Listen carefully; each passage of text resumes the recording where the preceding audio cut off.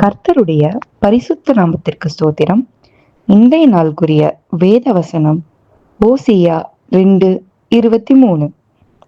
நான் அவளை எனக்கென்று பூமியிலே விதைத்து இரக்கம் பெறாதிருந்தவளுக்கு இரங்குவேன். என் ஜனமெல்லா திரிந்தவர்களை நோக்கி நீ என் ஜனமென்று சொல்லுவேன், அவர்கள் என் தேவனே என்பார்கள் என்றார். ஆமென்.